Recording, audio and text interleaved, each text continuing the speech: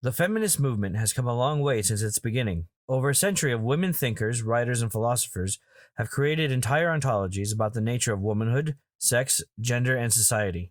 In fact, there isn't a single discipline that hasn't been enhanced or benefited from the inclusion of women in feminist thought. The advancements in understanding gender as not being related to biological sex were originally postulated by women thinkers who were trying to grapple with understanding a world that unfairly deprived them of opportunities. Though these theories were made to help conceptualize an idea of womanhood and femininity that was not just a subjugated class, they also formed a framework for the eventual emancipation of gender identity from the dichotomy of traditional socially constructed genders. Of course, transgender people have always existed, but with these tools they had a concrete framework for demanding their right to exist as they choose to exist. The partnership of the feminist and the trans rights communities has not always been an easy one, but traditionally their goals and success have run hand in hand. It is only logical that both would be striving towards a future that was inclusive of all individuals, where no one was disadvantaged by any other class because of their identity. Today, however, the backlash against trans rights has become a cottage industry online. People have made entire careers out of making bogus appeals to science designed to dehumanize and trivialize trans identities. These self-appointed defenders of logic use rhetoric like "words have meanings" as a basis for their arguments that trans people are confused and irrational. They never engage in good faith conversations with trans folk because they are in truth acting out of bad faith.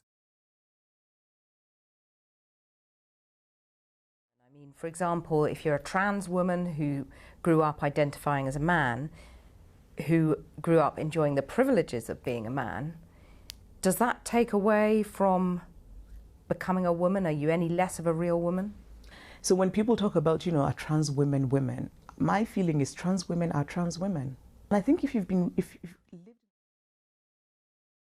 And this rhetoric from the right is slowly making its way into the wider feminist spaces. Carried by people who wrap themselves in feminist symbolism and rhetoric, these people are collectively known by the acronym TERF, Trans Exclusionary Radical Feminists. These people believe in maintaining the gains of the feminist movement, but only for those women who are biologically female from birth.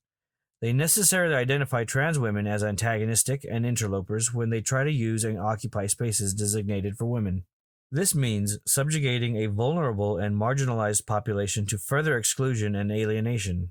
The most harmful aspects of trans exclusionary feminists is that they use their feminism bona fides as leverage to convince other people that their stance is the correct one. Most prominent among these is J.K. Rowling.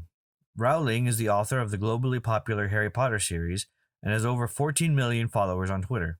As a public figure, she has been a shining example of what women can accomplish, and through her books, she has positively influenced the lives of millions of men and women, young and old. She has referred to herself as a feminist as well as an activist and has a long list of charitable works to back it up. All this is true, and yet in the last few years, she has thrown her support behind several anti-trans individuals and causes.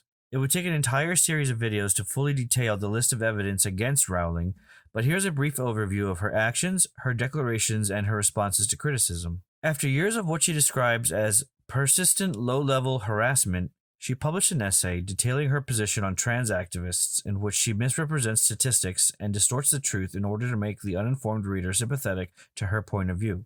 She gaslights her audience by blaming her mistrust of trans women on her mistrust of all men because of her past trauma as a survivor of violence and abuse. It would be one thing if she had trauma to work through and left it at that, but she actively uses her status as a survivor to bolster her misrepresentation of violent statistics. She is trying to actively hurt trans women by using her survivor status as a shield. She has released a new series of crime novels, the latest of which features a male antagonist who dresses as a woman in order to murder women. There is something to be said for creative liberty, but in the context of her history with trans people, drudging up this old and defunct anti-trans trope as her villain speaks to her bigotry. Her chosen pen name for her new crime series is Robert Galbraith.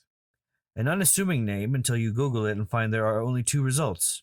One for herself, since Galbraith is J.K. Rowling. The other is for Dr. Robert Galbraith Heath, an American psychiatrist who administered electroshock therapy to gay prison inmates to convert them to heterosexuality. There are literally no other Robert Galbraiths of any note, so either Rowling chose the name in honor of Galbraith Heath, or after checking to see if the name was taken, she didn't mind that the only person of note with that name was a gay conversionist. What J.K. Rowling and other TERFs don't realize is that they are regressing the feminist movement by attempting to create a single monolithic version of what feminism is allowed to be. In essence, they are reimposing the gendered, hierarchical limitations on systems of power that exclude women in the first place. They don't realize that they are only serving the interests of the conservative grifters who want to maintain their bastions of power. The point of all this is to remind people that the legacy of feminism is not set in stone, and it is, at this moment, just as ready to be corrupted as it ever was. Don't let the trans exclusionaries set limits on who you are or who is allowed to say what is woman and what is man.